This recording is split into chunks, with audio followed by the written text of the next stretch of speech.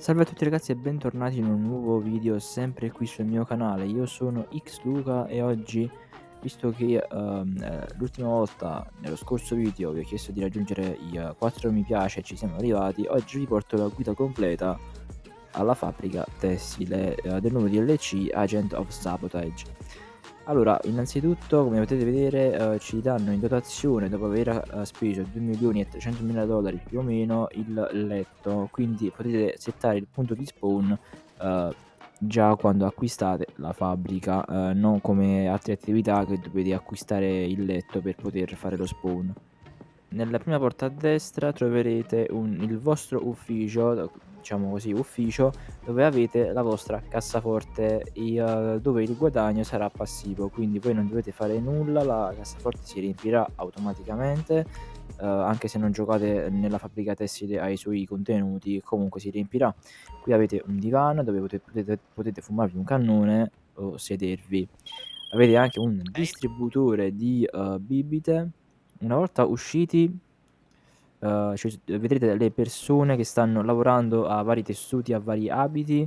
Sulla vostra destra, appoggiato sul mobile, c'è, la radio che potete cambiare la frequenza e, dritto davanti a voi c'è una porta con su scritto exit, dove vi porterà sul tetto.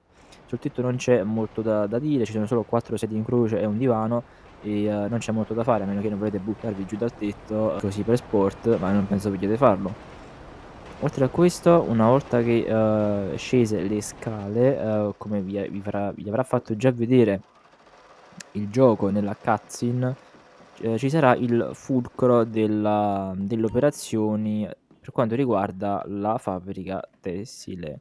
Come vedete qui c'è un computer dove, potete accedere a questi mini colpi, sia a quelli più difficili, quelli che pagano di più, sia a quelli che pagano di meno, ma potete anche ovviamente, avviare questi colpi o le preparazioni, perché, prima di fare il colpo ci sarà la preparazione da fare, è possibile avviarli anche tramite l'applicazione sul cellulare.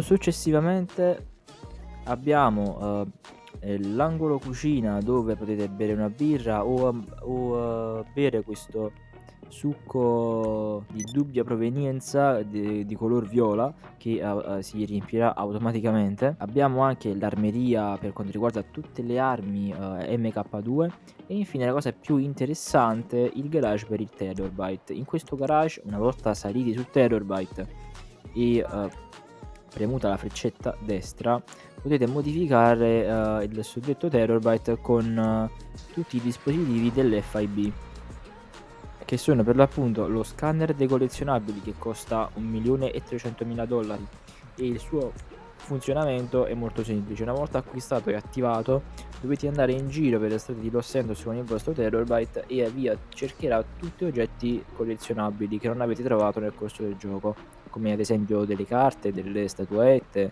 e se non mi sbaglio anche dei blindati. Sapete, a volte capita che, ci sono dei blindati, che potete rapinare. Non so se funziona anche per i blindati, fatemelo sapere qui sotto nei commenti se voi ne sapete di più. Successivamente abbiamo il silenziamento che costa $425.000. Il suo funzionamento è quello di, non farvi vedere sulla minimappa, agli altri giocatori se siete in sessione pubblica, quindi vi dà un maggior senso di, sicurezza?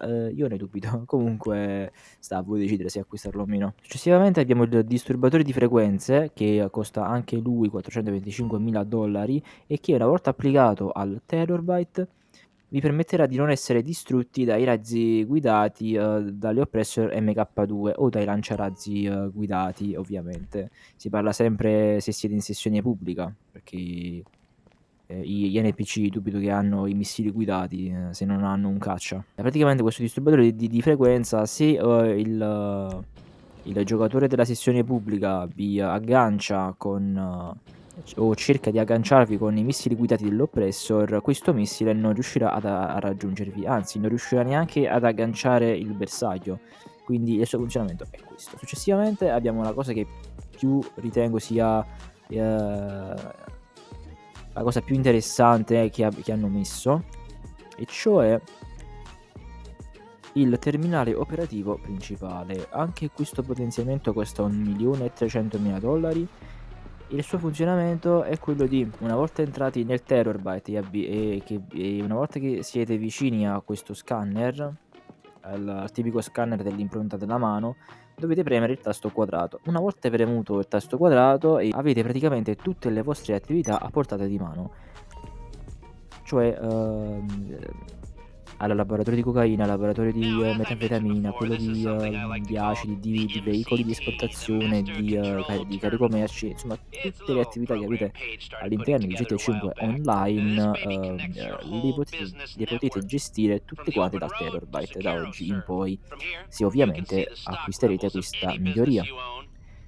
Quindi, per farci 2 calcoli al volo, tra il costo della fabbrica tessile, cioè 2.300.000 qualcosa dollari, e $300.000 più o meno, non mi ricordo esattamente la cifra, più tutti questi potenziamenti arriviamo, alla bellezza di $5.750.000. Adesso non mi sto facendo il calcolo esatto perché non ho i numeri alla mano e quindi non mi è possibile farvi i calcoli esatti, ma più o meno la cifra è quella, se ovviamente fate tutti i potenziamenti al Terabyte, cosa che non è obbligatoria. Io ho fatto soltanto l'ultimo potenziamento, quello del centro operativo, perché è molto interessante e molto utile. Per quanto riguarda i file di alta priorità invece, ho cercato di fare una preparazione per il file di alta priorità e mi ha mandato a cercare delle divise militari a ben 8 km di distanza e le ho consegnate alla fabbrica tessile. Quindi prima di fare questo mini colpo ad alta priorità dovete prima fare queste 2 missioni preliminari. Penso che ci dovreste mettere intorno ai 20 minuti, dovreste metterci intorno ai 10 minuti per ogni preparazione, cioè 30 minuti, perché sono 3, e in più 20 minuti per il colpo finale, quindi dovreste metterci un'oretta per farvi $350.000, penso sia onesto come tempo di gioco. Inoltre questo file ad alta priorità in rosso vi è possibile completarlo solo una volta alla settimana, quindi se ora lo completate dovete aspettare la prossima settimana che vi si sblocca, mentre invece tutti gli altri file che hanno una paga minore, cioè $150.000, tutti gli altri 3 li potete fare tutte le volte che lo desiderate.